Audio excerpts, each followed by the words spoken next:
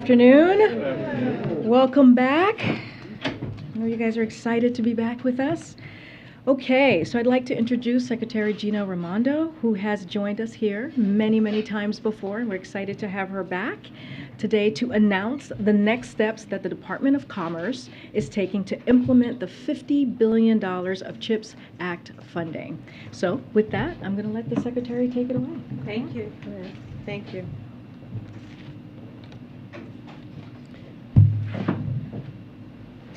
Hello, everybody. Hello, everybody. It's great to be here, and this is a very exciting day for those of us who are obsessed with and excited about chips. This is a big day. As you all know, thanks to President Biden's leadership and the bipartisan work in Congress, we now have an incredible opportunity to unleash the next generation of American innovation, protect our national security, and preserve our global economic competitiveness. As we have talked about for decades in the United States, our innovation ecosystem and investments in innovation have been in decline.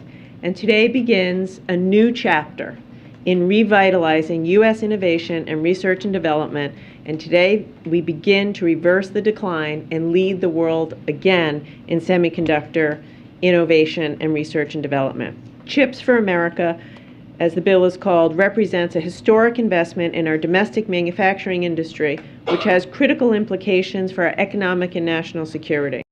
With this funding, we're going to make sure that the United States is never again in a position where our national security interests are compromised or key industries are immobilized due to our inability to produce essential semiconductors here at home.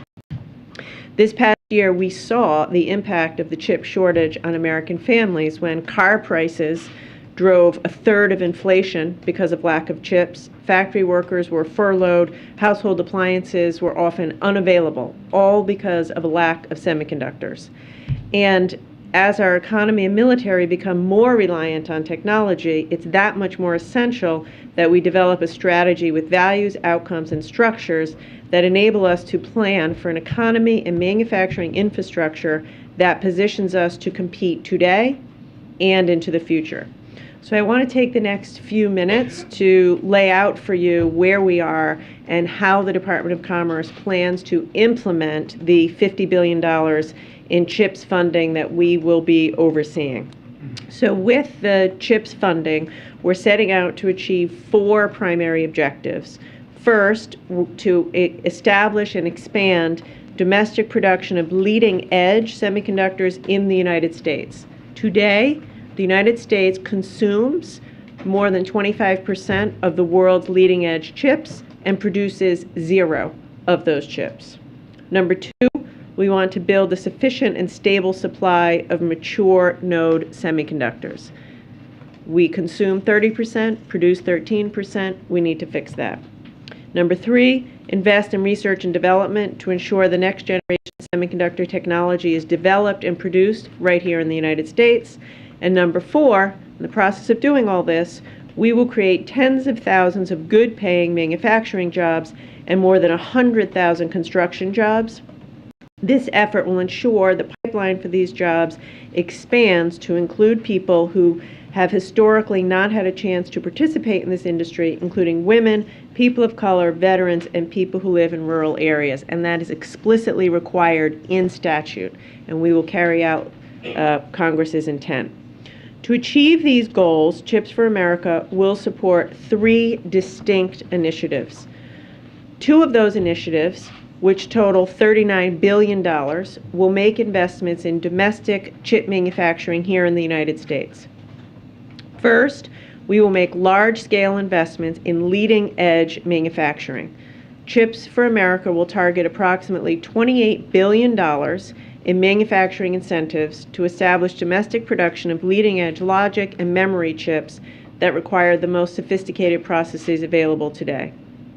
Second, we will invest about $10 billion in new manufacturing capacity for mature or current generation semiconductors.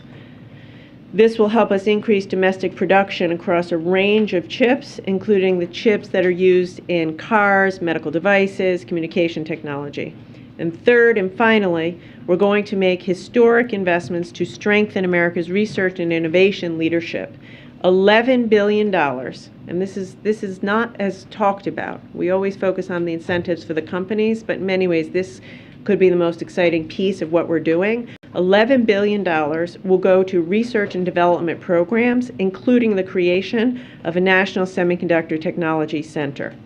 In terms of timeline, we expect to be in a position to receive application from companies no later than February of 2023.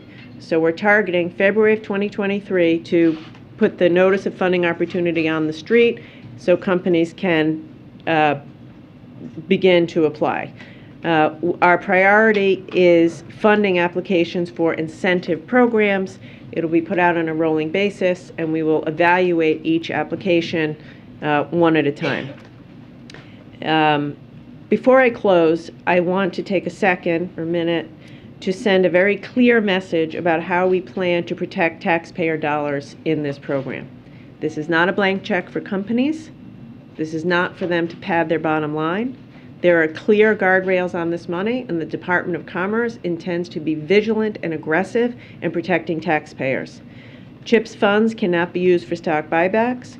CHIPS funds are not intended to replace private capital. That is key. We're going to look after every nickel of taxpayer money. Taxpayer funds are only used to fill gaps and secure other funding as loan guarantees, not to replace private capital. These funds are intended to help companies maximize the scale of their projects. We're going to be pushing companies to go bigger and be bolder. So if a company already has funding now for a $10 billion project, we want them to think bigger and convince us how they can go from 10 billion to 50 billion with use of the taxpayer financing. Commerce Department has the ability to claw back money, and make no mistake about it, we will use that clawback authority if, after giving the money to a company, they fail to start their project on time, fail to complete their project on time, fail to meet the commitments that they've made. We're also going to be implementing the guardrails to ensure those who receive CHIPS funds cannot compromise national security they're not allowed to use this money to invest in China. They can't develop leading-edge technologies in China. They can't send latest technology overseas. These are some of the most stringent taxpayer protections and guardrails we've ever had, and the American people are counting us to get it right, and it's a responsibility that we take very seriously. I'll just end by thanking the President and by thanking Congress for their leadership. No one has done more to revitalize American manufacturing than President Biden, and CHIPS for America is a key component of that work. With this, we're going to jumpstart high-tech manufacturing and drive economic growth. We're going to create the kinds of jobs that will create opportunity for Americans, high-wage jobs that we'd want our children to have. We're going to revitalize an innovation ecosystem that for decades has been withering, and will add rocket fuel to our global competitiveness, ensuring that America maintains its status as a leader for generations to come. First and foremost, this is about protecting our national security and providing a blueprint for long-term economic prosperity. And so we're excited. People say to me, Secretary, CHIPS passed, what do you do now? Now we get to work, and we're excited to begin that work. All right. We're just going to take a couple questions.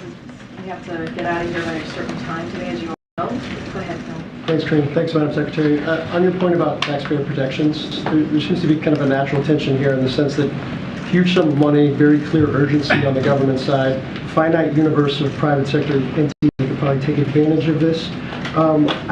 Walk me through how this actually works in terms of ensuring that those companies don't have leverage, given how much the federal government wants to kick this into high gear. Yeah, great question. So today, we put out our strategy document, which I'm sure you've all read every word of. So we put out the strategy document today, which sets forth our principles and criteria at a high level. And now we begin the work of putting forth, between now and February, more granular criteria and strings attached. So what we know is companies who receive CHIPS fundings can't use those fundings funds to invest in other countries can't use them for stock buybacks. Companies who receive chip funds can't build leading-edge or advanced technology facilities in China for a period of 10 years. Companies who receive the money can only expand their mature node factories in China to serve the Chinese market. So this is what we know. What I can tell you is we're also right now recruiting a team at the Commerce Department of experts. We're going to have folks who have a history of hard-nosed negotiation from the private sector, people who are semiconductor industry experts, and we're going to negotiate these deals one at a time and really putting the screws to these companies to prove to us. We're going to need proof from them to us in the form of financial disclosures, in capital investment plans. Prove to us the money is absolutely necessary to make these investments. No, they're not going to get any more than necessary to make these investments. And as I said in the beginning, this isn't money to make them more profitable or pad their bottom line. It's the money to make these investments and also invest in the community. Thanks. On a different topic, CFIUS is reviewing the situation with TikTok. When do you expect that will resolve itself, that review? And will the administration, after that review, take any action to ban TikTok? Or short of that, how would the administration expect to address security concerns presented by the app by the government of China? Yes, so as you say, it's under review, and I have nothing more on that today. On another thing that is a ball in the air, China tariffs. I know USTR made an announcement about that last week, but that wouldn't necessarily preclude the administration from lifting tariffs on some goods. Where does that stand right now? Yeah. Also, I have nothing on that. Alex? Oh, I'm sorry. I was actually going to ask these very same questions. Okay. If you don't mind though, on the tariff question, you know, it's been in the public domain for quite some time. Is it fair to assume that's not going to happen before the midterms? I don't have anything else to say. On topic? Yeah. Okay, if it's on Let's topic, go be on ahead. topic. You talk about this stringent review and the information is going to be posted by February. Bottom line for us, how quickly is an American going to get hired with this money, and how quickly before somebody is buying a phone with one of these American-made chips in it? Yeah. So, great question. And then I have a follow-up to that. You've already seen chip companies making big announcements. Micron is announcing a huge new facility. I was just in New Hampshire. onsemi is breaking ground on a new facility. Intel announced a new facility. These investments have been made by these companies because the CHIPS Act passed, and they have confidence now that the money will be put out the door. So I can't answer you know, how quickly exactly a specific chip is going to come, but the point is you're already seeing it. Global Wafers made an announcement, $5 billion investment in Texas. So I'd say immediately, the effects are immediately being felt. In terms of our process, February, like you said, we'll begin the process. I think you can start, I'm going to hope to start putting money out the door, you know, next spring to specific companies. Here's the thing, there's going to be a range of projects. There'll be smaller, simpler projects, maybe for expansion of existing facilities. And then there'll be very large, complex, leading-edge projects. I think you could see in the spring of next year some of the smaller money going out the door. And you listed a very stringent list of criteria. Can't be invested in stock buybacks. Can't be for chips that get made or sold in China unless they're for the Chinese market. A bunch of other things. Do you know that companies exist right now that are willing to meet those stringent demands? Did you check that before you published it? Yes. So they're ready to go Yes. with what's there? Yes. And do you at the Commerce Department then have the money necessary to hire those top-notch negotiators and specialists? Yes. Or do you need more from Congress? Because often what Yes. ends up happening, we get a big government announcement, multi-billion dollars, here it comes from the federal government, and 3 years later we're writing stories, telling stories about how that money was mismanaged and the department that was overseeing it didn't have enough. You're saying you do? Yes, I do. What we're doing right now is we're in the process of hiring about 50 people. We do have the money. They will be expert. And I have absolute confidence we will be able to do this. Also, the answer to your first question is Again, Micron wouldn't be announcing a massive expansion in Idaho if chips weren't passed. So, yes, they know the strings are attached, and yes, they will operate under those strings. Okay, final question. Ed, it's so good to have you back, my friend. Thank you, Secretary. Can you talk a little bit more about the protections or guardrails from doing work with China?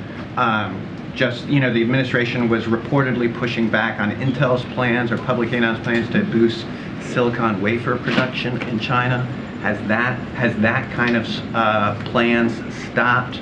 And will that prevent companies like Intel from getting this kind of funding?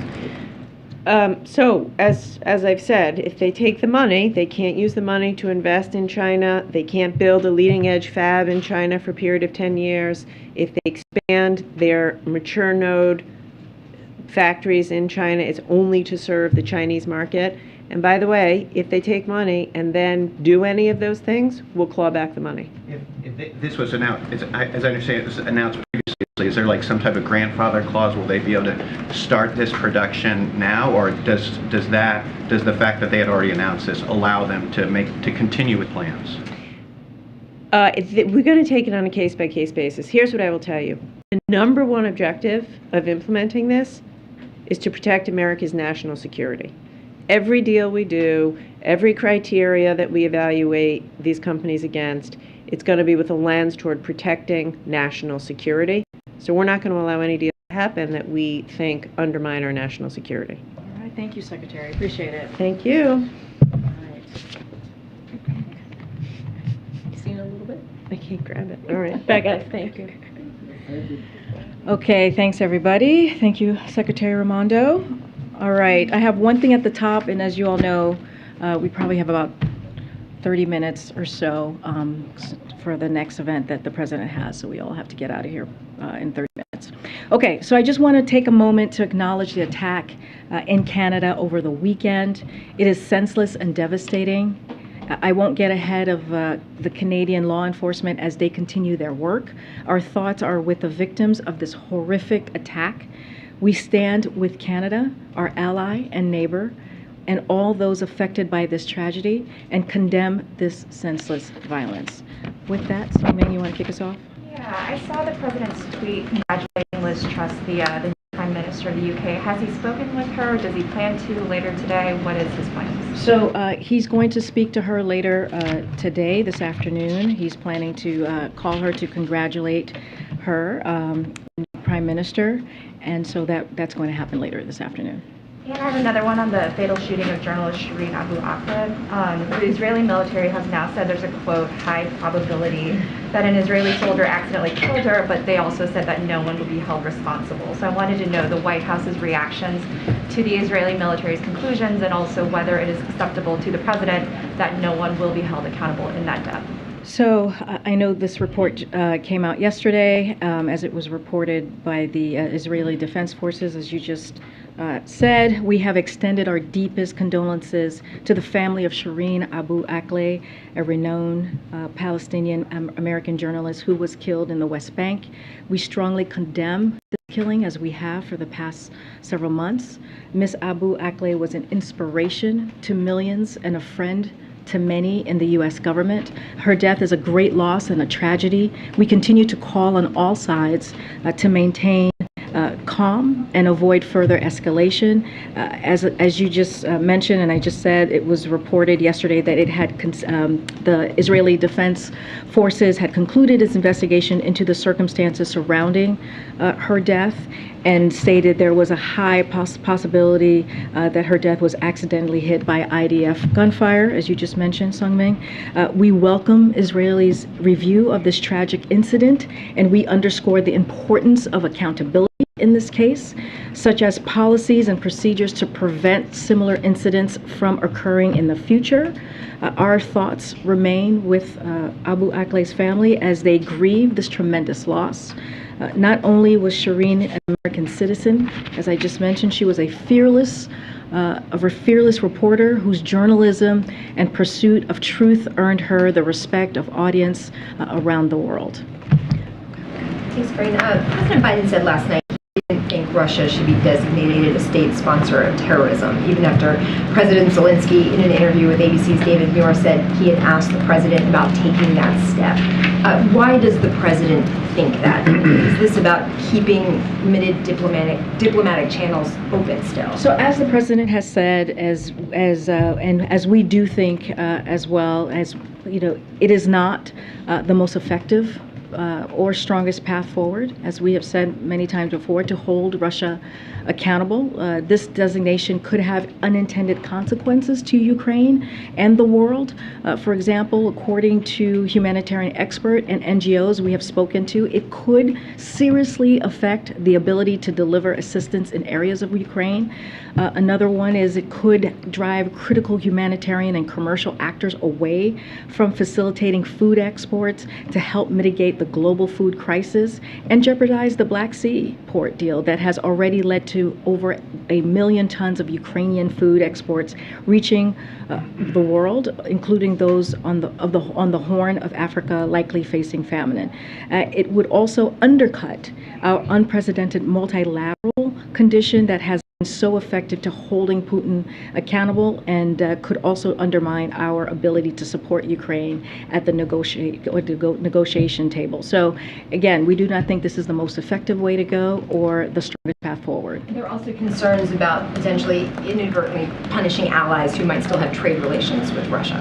So look, what we have done is we've already put in place severe consequences in line with those that would be imposed under such designation. Our sanctions, export controls, and efforts to further isolate Russia from the global economy are having a significant impact. So that's the way we kind of have seen with the work that we've already done under this. Russia defaulted on its foreign debt for the first time in more than a century. As we have said, we are choking off Russia's military supply chains. For example, Russia has to rely on North Korea, as you all heard, and Iran for military equipment. And just last week, the G7 committed to implement a price cap to push down the price of Putin's oil and starve him of his main source of revenue to fund this war. So again, our course of support, we are of course going to support using further tools that work to promote accountability for Russia's war against Ukraine, and so that's going to be our focus as we move forward. Okay. When the president speaks with the new prime minister of the United Kingdom, will he discuss the Northern Ireland arrangements? Is there an expectation that he'll call on the prime minister to delay implementation of the protocol bill that she has supported that would allow the United Kingdom to override the provisions of the agreement between Northern Ireland and the Republic of Ireland? How's that going to come into So place? I'm not going to get ahead or speak to what the president might say or will say on the call. I'll say this, that we'll have a readout after the call later this afternoon. But he has been clear about his continued interest in Northern Ireland. Our priority remains protecting the gains of the Belfast Good Friday Agreement and preserving peace, stability, and prosperity for the people of Northern Ireland. Again, I'm not going to get ahead of what the president will or won't say. Okay, and the UK is obviously going through some serious economic concerns. They have an energy crisis that's going on. Is there any room for aid, assistance, or more to be done in terms of supporting them on lowering energy costs domestically? So you've heard us say this, that what we see Russia's doing, and we've been very clear about this, is that they're using energy, they're weaponizing energy, and it's choosing to one of the things that has been out there, to shut down the pipeline of Nord Stream 1. So the sanction we've imposed, we believe, do stand in the way of the pipeline to continuing operating. So the U.S. and Europe have been collaborating to ensure sufficient supplies are available. As a result of these efforts, European gas shortages will be full by the critical winter heating season. So we have more work to do, but again, we're working closely with our allies on this. And then one final one. Is there any status update on U.S.-UK trade negotiations, and that to be a topic on the call with the new prime minister? So I don't have any updates on that. Again, I'm not going to get ahead of what's going to be on the call with what the president's going to say to the new prime minister. We'll have a readout for all of you once it's done. Just one question. The president tweeted earlier today, I want to be clear, not every congressional Republican is a MAGA Republican. Went on to talk about an extreme set of MAGA Republicans in Congress. But he's also said frequently over the last several days, talked about how not one Republican backed the agenda that he's had in, for example, the Inflation Reduction Act or the Recovery Act. And more broadly, he's talked about how the Republican Party is not your grandfather's Republican Party, that the whole party has changed. So can you talk a little bit about what group of people does he think are MAGA Republicans? Does he, when he says not one Republican supported the agenda, so does that mean that every Republican in Congress is essentially a MAGA Republican? He's been very clear when he's talked about MAGA Republicans, ultra MAGA Republicans. He's talked about the leadership in the Republican Party.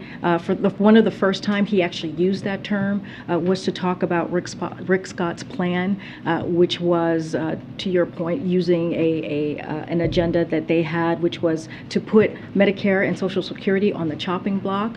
And for him, that was an extreme measure. That is taking away something that was, if you're thinking about it, Medicare, Social Security, very popular. That is, majority of the Americans support that, as well as the Inflation Reduction Act. Majority of Republicans and Democrats and Independents support those policies, and you have leaders in the Republican Party who are offering extreme agenda. And so that's what he means. And I'll just quote the president on Friday. He took actually Peter's question, the only reporter that he took a question from on Friday. And he said, in answering your question about this, I'm only saying that because Peter felt a certain way that I didn't take his question on Friday in the briefing room. But the president did take your question that day. Well, I hear you. There we go. Okay, so when people voted for Donald Trump, this is President Biden, and support him now, they weren't voting for attacking the Capitol. They weren't voting for overruling an election. They were voting for a philosophy he put forward. So I'm not talking about anything other than it's inappropriate, and it's not only happening here, but other parts of the world, where there's a failure to recognize and condemn violence whenever it is used for political purposes, failure to condemn an attempt to manipulate electoral outcomes, a failure to acknowledge when elections were won or lost. And so that is from the president, what he thinks. He's talking about the leadership. He's talking about the leadership who put out extreme agenda. Also talking in what I just laid out, in not condemning violence when there's violence out there. Just one quick follow-up, but while it's you can talk about what people meant or didn't mean or by voting in the 2020 election, but there are lots of Republican, just regular Republican voters who do support, for example, Rick Scott's ideas about what to do with the budget or what to do with Social Security or entitlement programs. There's lots of Republican voters who do agree with the president that they think the election was with the former president, I mean, but Yeah, that no, I the hear you. election. So does the president consider all of those people who support these extreme agendas that he's talking about to be the MAGA Republicans? So he has been very clear that he's talking about office holders. He's talking about elected officials who have these MAGA, ultra MAGA Republican agendas, and he's been very clear about that. Look, here's the thing. The point that we are making is majority of Americans support Medicare. Majority of Americans support Social Security. Majority of Americans support our democracy and want to protect our democracy, want to protect our freedom, want to protect our rights. And that's who the president's going to continue to stand up for and fight for. I'm going to try and call on people I haven't called on yet. Go ahead. Great, thank you. Since we don't have a lot of time. Follow for you And I'll continue. on the questions about Russia and the president's decision not to designate Russia as a state sponsor of terrorism. Is that a final decision by President Biden? Yes, it is. I mean, I'll let his words stand for himself. He answered it pretty simply. I just laid out why we think it wouldn't be the strongest path forward. I laid out 3 reasons. Also, we want to make sure that Ukraine has what it needs in case it has to go to the negotiation table. So it is very important that we give them the strongest negotiation arm that they can have. And did the president directly convey that to President Zelensky before publicly saying that he had made that decision? And has he conveyed it to members of Congress? I can't speak to private conversation specifically on this that the president has had with members of Congress or President Zelensky. As you know, they spoke recently. We laid out a readout of what how that conversation went and what was discussed. What about congressional leadership? Again, I just said I can't speak to what conversations that the president had, private conversations that he's had with members of Congress. Specifically, he made that determination because I don't have a timeline. No, I don't have a timeline on when he made that decision. He was asked that directly yesterday. He answered that very straightforward, in a straightforward way. I just laid out what our concerns are with that. Can you just update us, Karine? I know you've answered some version of this question before, but as we're sort of starting in September here, has the president or anyone within the administration been briefed on the intelligence community's assessment of the classified or sensitive documents that have been retrieved at Mar-a-Lago? No. And is there a protocol for that? I mean, given that we are talking about sensitive government documents. So, again, and I've said this many times at this podium, we have said this many times on your airwaves, which is we get the interest, we understand the interest. We're not going to comment on an ongoing independent investigation as anything that's related to it. This is something that the president has been very clear about, and making sure there is no political interference, and making sure that the Department of Justice has that independence when it comes to investigation. So I'm just not going to comment anything related to it. One more quick on a different topic, but just following up on the questions about the MAGA Republicans. The president was very firm in his language and direct, saying that the former president, MAGA Republicans, he believes pose a threat to America's democracy. Does he then denounce the efforts by some Democrats to prop up Republicans who support the MAGA agenda in the primaries? I'm not going to talk about political action or what is happening in the midterms. I'm not going to talk anything that's related to the midterms or politics as well. I cannot, standing where I am and also in the role that I have. So I'm going to go to the back and then I'll come back front. I'll come back. Karine, go ahead. I haven't, go ahead, sir. Thank you. Yeah. Thank you very much. Does President Biden is the current holder of executive privilege, and does President Biden believe that Trump can claim executive privilege for government documents that he took with him to Florida? Again, anything related to the independent investigation, that's being done by the Department of Justice, we're not going to comment, regardless content or any underlying material, not going to comment from here. Well, Judge Cannon herself said that Biden hadn't weighed in. That's refuted in the National Archives letter. But does President Biden have an opinion on, and has he exerted his opinion on whether executive privilege applies to former President Trump after he left office, after he left? I'm not going to comment about what the judge said yesterday. The court has laid out. Again, that is for the Department of Justice, this whole independent investigation. Just not going to comment on it at this time. Okay, Courtney. Thanks, Karine. I wanted to ask you, the Department of Veterans Affairs put out an interim rule this morning on access to abortion, offering veterans abortions in special instances. I know we had the conversation in here shortly after the fall of Roe about this idea of doctors performing abortion procedures on federal land, and you had talked about how that wasn't the best path forward at the time. What changed, and what do you believe is the legal justification to make this happen at VA clinics? So I would leave that to the Veterans Affairs Department. That is their decision to make, and I would refer you to them on that particular question. I'm going to get around because we don't have a lot of time at all. Go ahead, Lila. Thank you. In his Independence Day speech, India's Prime Minister Modi gave a call for making India a developed country in the next 25 years, and that means 2047, when India celebrates its 100 years of independence. As you know, this year is the 75th year of India's independence. In what way US can help India or assist India in making it a developed nation by 2047 or next 24 years? So the United States, and as you know, India, and I've said this to you before in this room, will continue to work together every day to deliver opportunity, security, freedom, and dignity to our peoples. We are partners in many important areas, including defense, vaccines, climate, tech, and our ever-growing people-to-people connections. The United States will continue to work with India to advance a free and open Indo-Pacific and address the challenges both our countries face around the world. That is our commitment that we have in our partnership with India. And secondly, what is President's assessment of the situation in Afghanistan right now, a year after the Taliban took the power there? Say that one more time.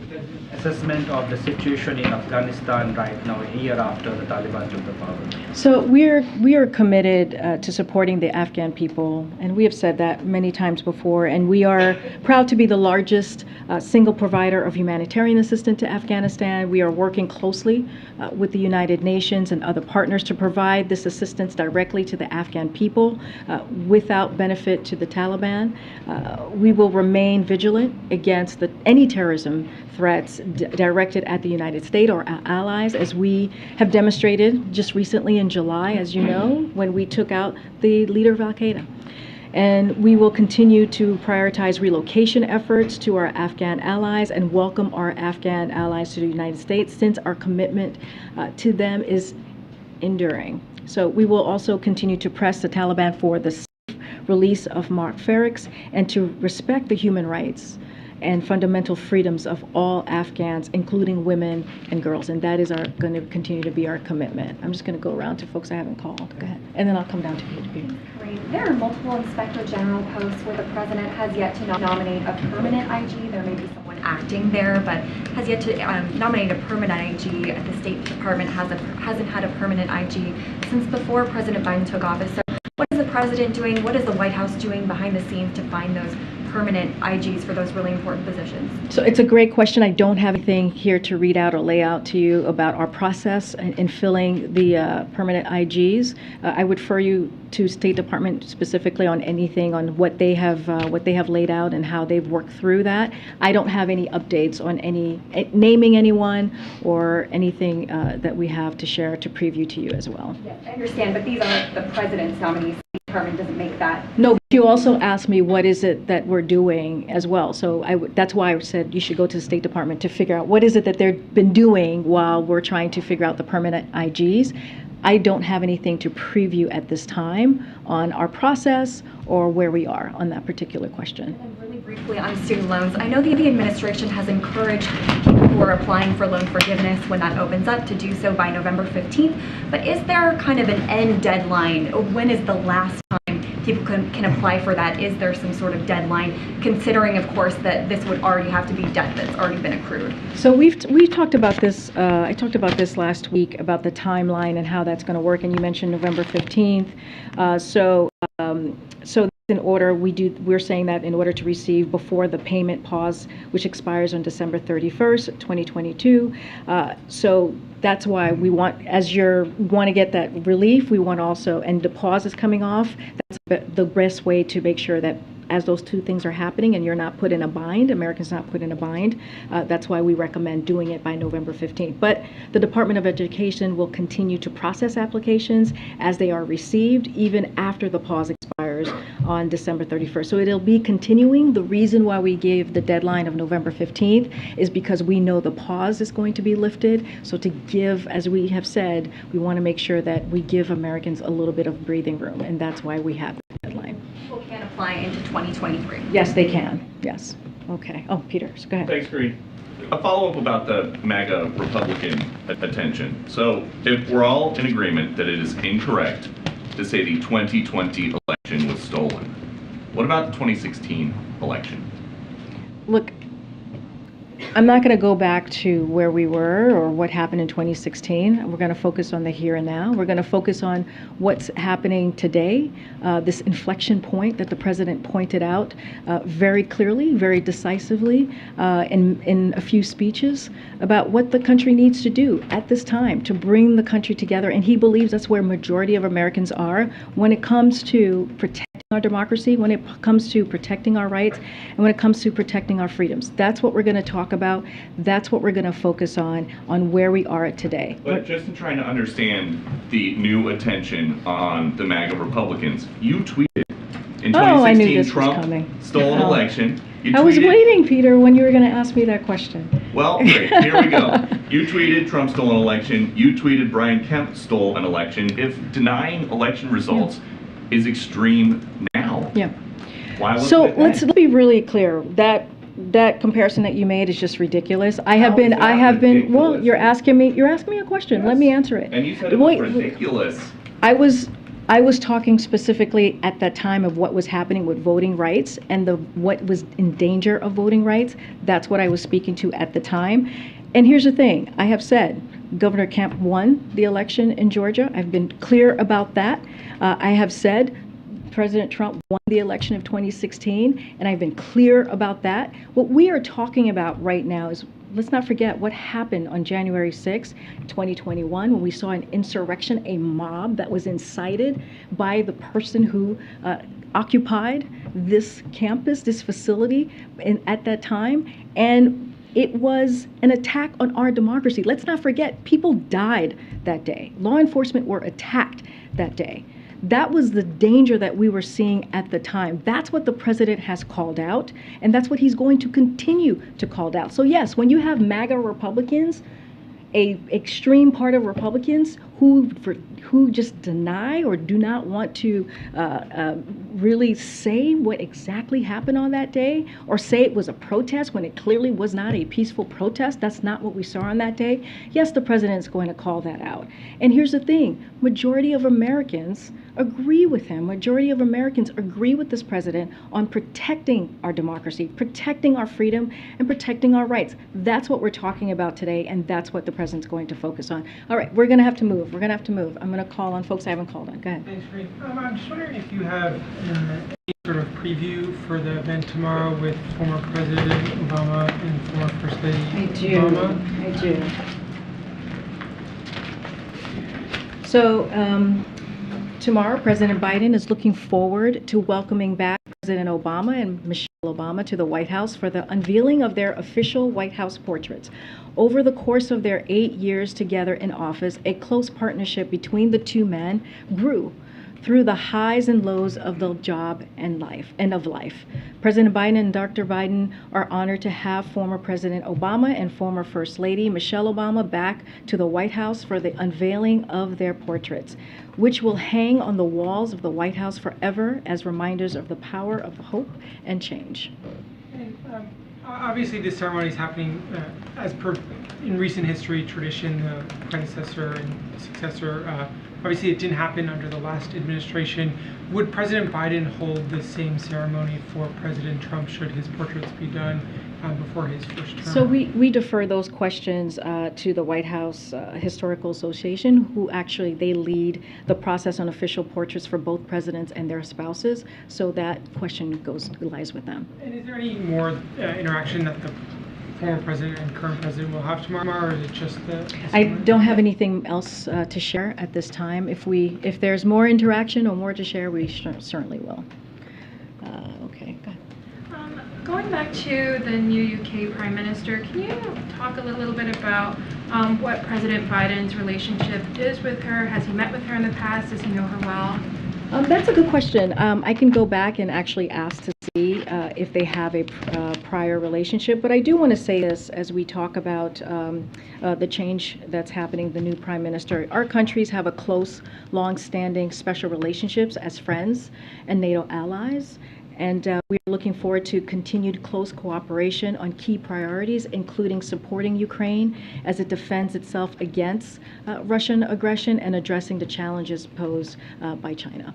So we see our relationship not just with the leadership, but also the people of the UK. Is the president I'm planning going to try and call people and call Is the president planning to call the president of Kenya? Thanks, Shireen. I wanted to ask you about the question about migrants, whether they have or haven't been walking across the southwest border. Senator Ted Cruz has publicly suggested that you come down to see that for yourself. Who?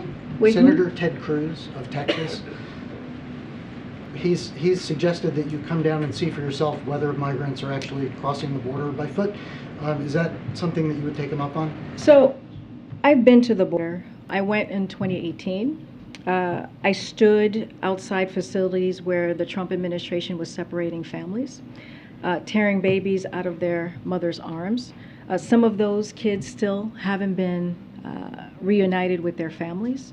And so one thing I will say is I certainly don't need lectures or invitations from Republicans about the border or border policies.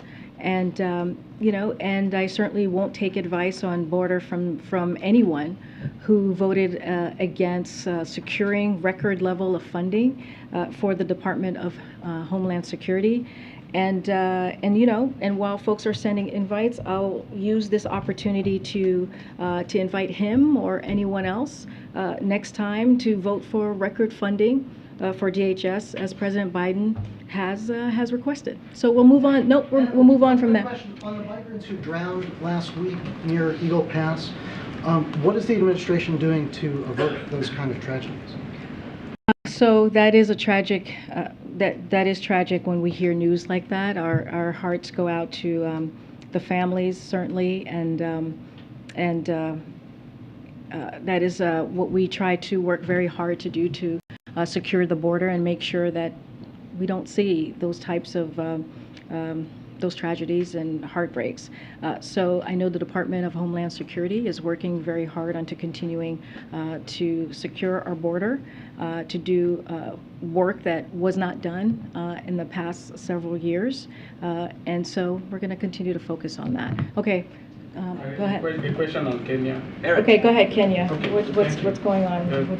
Since you just spoke about the president calling the new prime minister of the UK, is he planning to call the president-elect of Kenya after it was affirmed, his victory was affirmed by the Supreme Court yesterday?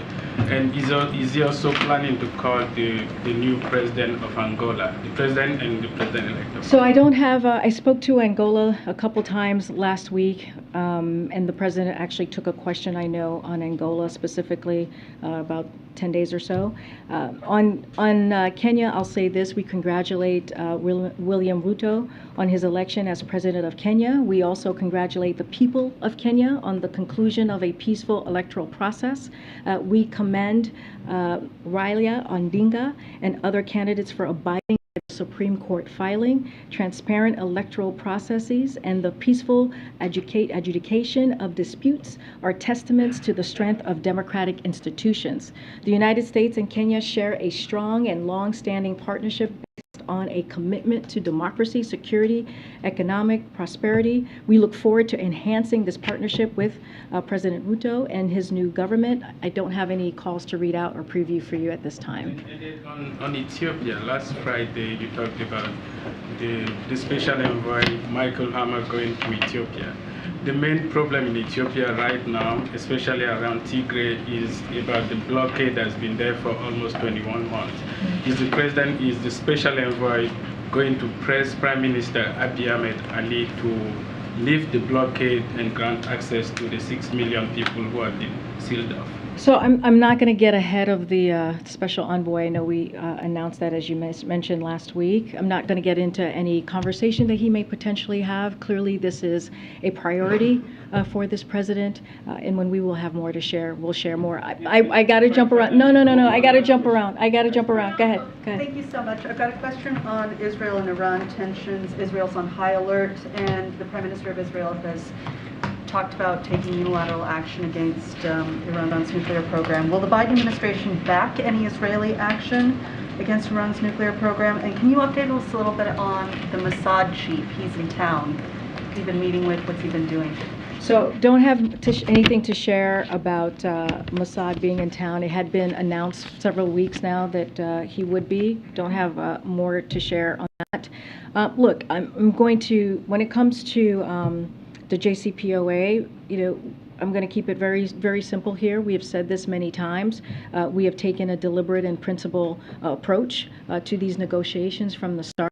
If Iran is prepared to comply with comments, with its commitments under 2015 deal, then we are prepared to do the same. The administration, along with our allies, is preparing equally for scenarios with or and without a mutual return to the full implementation of the JCPOA. The president will only conclude a deal that he determines in the national security interest of the United States. Again, not going to negotiate, not going to have conversations or hypotheticals of what may or may not happen. We have been very clear about what we intend here, and is to make sure that Iran does not acquire a nuclear weapon, and that is our ultimate goal here. Okay, no, we're gonna move around because I literally have 2 minutes. Go I ahead. actually want to follow up on the Iran nuclear deal question. Okay. What is the timeline that President Biden's looking at before the State Department, the diplomats sort of say time's up? So I don't have a timeline for you. I can give you an update on the status of the negotiations. Look, it's a regular back and forth. As we have said, we are studying the response and coordination with our E3 allies. As you know, we have received a response. Again, we're not going to negotiate in public. Some gaps have closed in recent weeks, but others have remained, as you all know. The president will only, again, conclude a deal that he determines is in the national security interests of the United States. I'm not going to get into further detail or negotiate from here. I take one last question. One last question. Shireen, my colleague. You read the message, the statement about Shireen Abu Akleh. The administration continues to talk about accountability, but there hasn't been any. There have been no charges. What is the Biden administration going to do to press for accountability? What steps are going to be taken? So what I can tell you is that we have been in constant communication. We have been very public about making sure that there is accountability. The U.S. Security Coordinator, the USCC, as it relates to the investigation, finding that there was no reason to believe the killing was intentional and it was instead the result of tragic circumstances, is based on a series of engagements and a review of the totality of the available evidence, situational and environmental factors. Again, you know, our profound condolences go to the family. We hear their concerns. We understand their concerns. The examination was conducted by 2 members, again, of the USCC with over 42 combined years of forensic expertise. In addition to the forensic and ballistic analysis, the USCC was granted full access to both Israel Defense Forces and Palestinian Authority investigation. By summarizing both investigations, the USCC concluded that gunfire from IDF positions was likely responsible for the death of Shireen Abu Akleh. The USCC found no reason to believe that this was intentional, but rather the result of tragic circumstances. Again, you know, our hearts go out to the family members, and I have to go. It's 1:03. Well, I'll be back tomorrow. How do the journalists in this room read this? I mean, it feels almost like our government doesn't have our back, that an ally can kill an American journalist. I disagree. I disagree. One thing that this president has been very clear about making sure that we stand up for our journalists. We stand up for the freedom that they should be given in order to report, whether it's here or across the globe. And the president has always been clear about fighting for human rights. That will never change. He has talked about it boldly and clearly, and he's talked about it with leaders as well. So that is something that he respects, the freedom of speech, and he'll continue to speak to that. All right, guys, I gotta go.